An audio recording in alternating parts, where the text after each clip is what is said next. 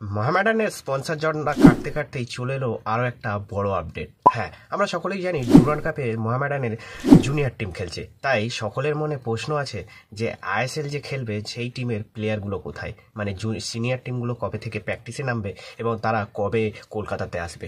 এই নিয়ে Facebook social মিডিয়াতে নানান রকমভাবে মোহামেডান সমর্থকরা পোস্ট করে যাচ্ছে। ফাইনালি এই স্পন্সরশিপের জট কাটতে না কাটতেই বাঙ্কার হিলের কর্ণধার দীপক কুমার তিনি জানিয়ে দিল কবে থেকে টিম প্র্যাকটিসে নামছে এবং প্লেয়াররা কবে কলকাতায় আসছে। দীপক কুমার জানিয়েছেন যে 10 তারিখ থেকেই কিন্তু মোস্ট প্রবাবলি সব প্লেয়াররা চলে আসবে এবং বিদেশি যে প্লেয়ার রয়েছে 1-2 দিন ছাড়াছাড়ি তারা চলে আসবে এবং 12 তারিখে কোচ আসছে কলকাতায় এবং 14 তারিখ থেকে মোহামেডান তাদের ঘরের ক্লাবে ঘরের মাঠেই কিন্তু প্র্যাকটিস করতে নামছে। এ বছরে 2024-25 যে আইএসএল খেলবে সেই আইএসএল এর প্র্যাকটিস করতে নামছে 14 তারিখে। সেই জন্য কিন্তু 14 তারিখে সকল সমর্থকদেরকে মোহামেডান সমর্থকদেরকে মাঠে আসার অনুরোধ জানিয়েছেন দীপক কুমার।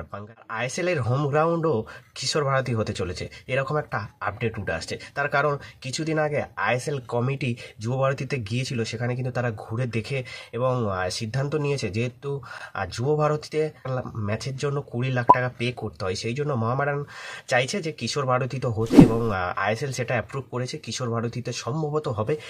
সেটা এখন অফিসিয়ালভাবে কোনো রকম আপডেট নেই, এটা একটা খবর রয়েছে।